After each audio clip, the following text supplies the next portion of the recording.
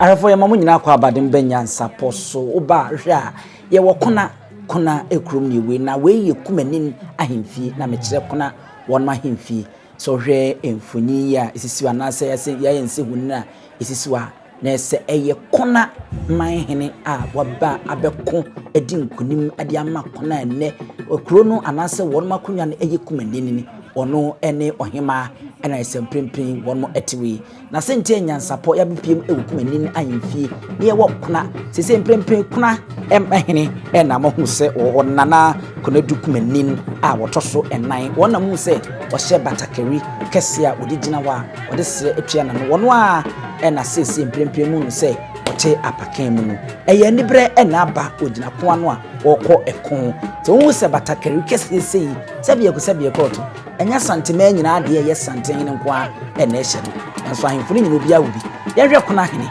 lidie na ye nto asomfo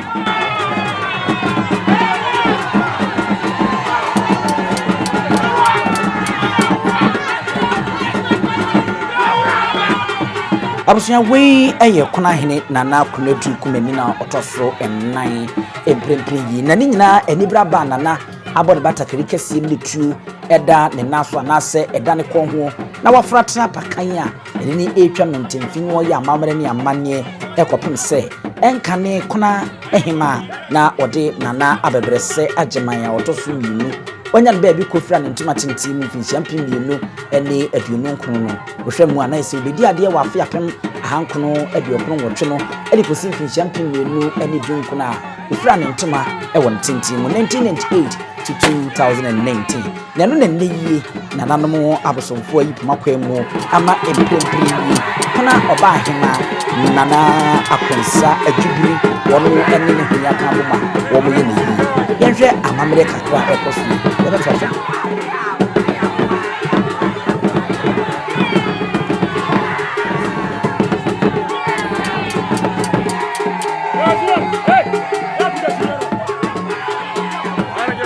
edu satem ya eye nibra nana ede hye Batakari Kese na ofotra pakemu se mohu a ye hu kuna ehene a ye friends nana Konadu Kumanin na ye se hu ohemfofra ono so hye Batakari na bi a ono so ete apakemu ofofro nso toaso a ahemfo baasan yi wonu nyina obi a hye ne Batakari Kese a wo moduru eko ano si ye kan ya kire eye kuna kuro no ene ahemfo be no omo hu mu a omo so hye Batakari akase ya ni betimi akase nko ba bi na ewa kwa wa hrasa a wo mu nyina eye enuafo na ne nkyire mu kakra a ye de be mamwo ne atoso na ye de akoni so hwe kuna na ye wadumasa ne asanso ena afeyi kuna na wo hwe mu a edumasa ena ye penin na afeyi eno ene nana amankwa akodom anase kodom nana amankwa kodom wono ne edumasa hene panyin no ansa na waba nana apew asanso wono so eno no ansa na waba kona a eno eye tawia a imprempren yi wo hene a wo honmo ene nana Konadu Kumanin a wotoso miensa anase ennan mo fancheme wotoso nnan wono ba san ye ya ahemfie o nyina ye anuanom na ade ba akon wono se yasoa enipa ba san na san ahemfo ba san nyina ewa apakan mu a wono etwim ewo kromu eye abamre ne amane esefata sene be ya wohima nana abebrese ageman a na nkotoso mienu no ye kuna ehima a wodane to ye no no wo mbehwe ne aye na yie kra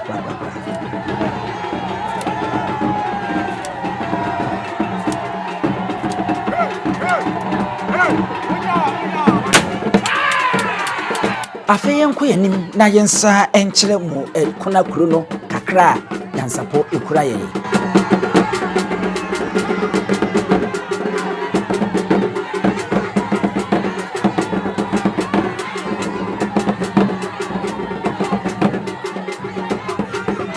abisa yenko yanim na ye besre nananom se ye bibisi na ye ba mu kuro mu ni ade na se ba mu naso na ye pe amamre amane kuro na bakwasema madama ya na mobiem na mode amai sanse ye nyina ye kwan a ye faso ne de ton kuro no ene ho amamre ye nto aso na afi ye nhwe de ahemfo no ye no no ye de abakwasema no baba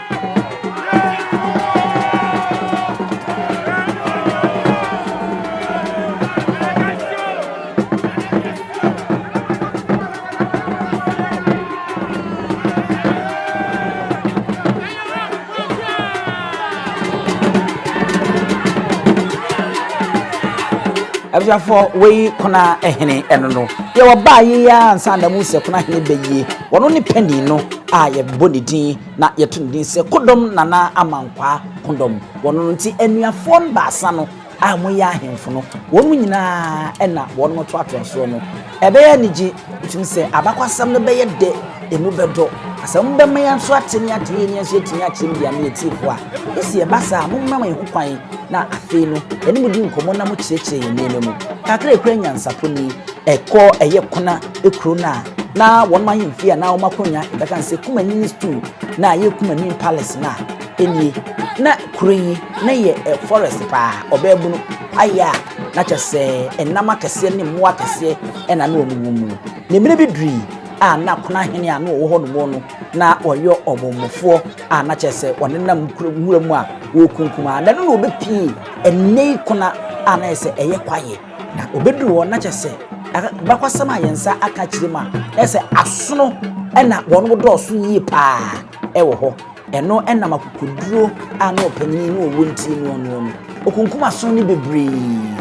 esa asono okun ye na nya asempetoa eno ena kwa ese David ekọ ye okokun Goliath na ema ewo ho di twa mpoa de kire so se David we die wakun pempem pa no se bi ena Kumanin die koye nti wo mo hwe no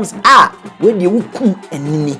eno ani Kumanin a yede to ho edibisi enni kakra nyansapo ekura ye eno no na ebere ko anim ye behwe se yensa beka kona mpanyimfo na afi ye no man kasa atena se wo ma abe akire ye mu yi pa yenso etimi achi mu dia ma yahefo ho ya hyem sa abɔ no enche ede sa aba kwasem ne beba na yenye bietie enti na yese de etie no ahemfo no ba sa medical aka se won mo ye enuafo panini kuma tawia ene wo mo ka ho no won ba sa no ena wo mo to aso a wo mo Appiah mu we ene panyin no na me kanasem no okodom eno no ena nana Appiah asanso ono nso edi akire e won mo anya asem ketwa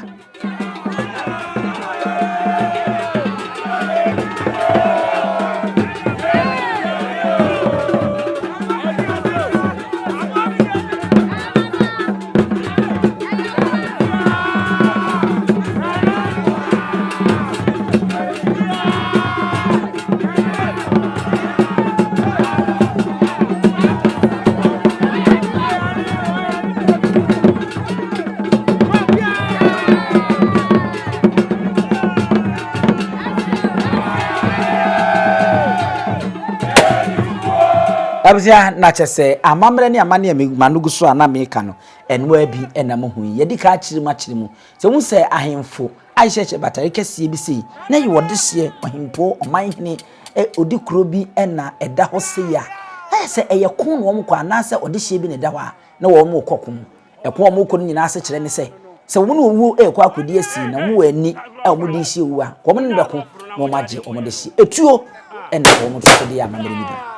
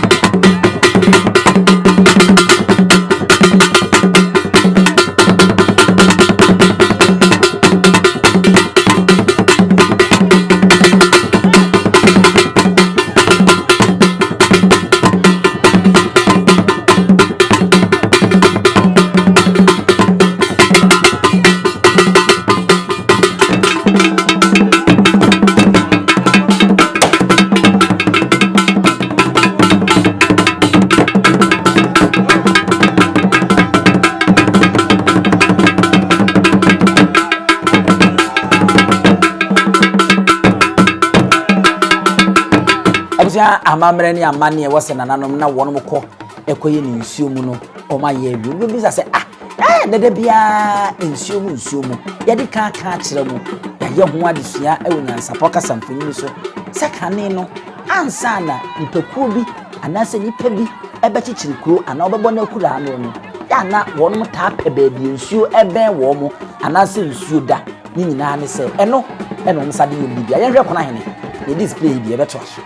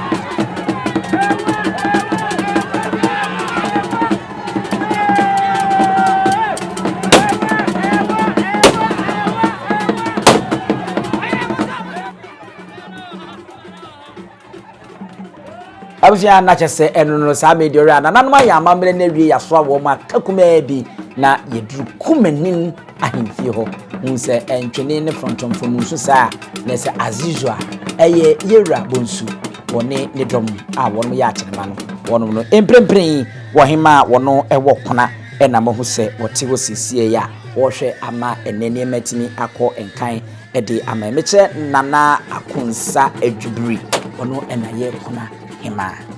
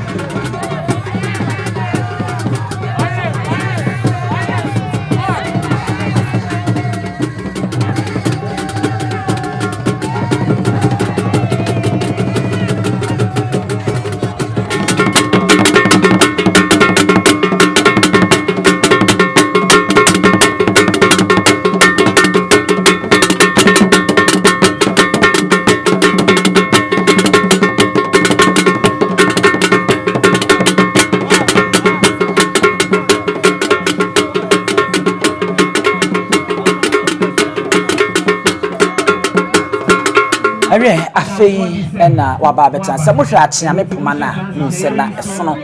ena na esiso kuna hene no Kumanin no wona mo sese ena kuna ohima impimpim wo ho no na akonse adwibiri no anuanom baasa no ena won mo ete won mo kuna ena hyemfimfin penini ena wo nsa nifa so no obabunkuma na waba eye asanso emo ena wo mo ete won mo impimpim ya nananom ehia wo mo makoya amamre ne amane na wia won mo ababa betanse ya ka no eye akwaba yehye omuko den se won mabo adwuma ede aboa amamre ene amane ekoso enu nti no na mechiri mu se ansa no bi bechichiri kuro no bonso nam abomofo no kopire bebia ope bebia nsuo ben no eno no musade bibia nsuo ye nkwa enu nti na abun se kuro bia no titinkura wodo no na ebe nsuo no eye ne bosom nsuo no okom no nsuo no bokuro no ho ban ene ade a minim kura no me am kurom de gyache minim de nkyemani minim menkom de a ewo honom a awwade a aye ede aboa kuro durumre bi na ene na minim ye se nka nipa bonfo ntim na kuro sa anadwo wo ye kromfo a wunuro no menkom deda kuro naja ena de nkyemani so eda ano de nkyemani na yiri ede afa ano na odi be wuro mu no ebrempen na adwubiri ena waba beto eye panyini emu ewo honom na enye asem ewo honom ti eguso a enya asem ketwa beche kondom na namankwa ena na adwubiri beto mu afei na wadu asanso enso a wono so wababa beto na apu enso emu ewo honom enye asem ketwa kwa editi no mpanyimfo no Berempon akunya ni tin ya keto wu na nanoma hema wono ebaaye ena wono biso wono echacha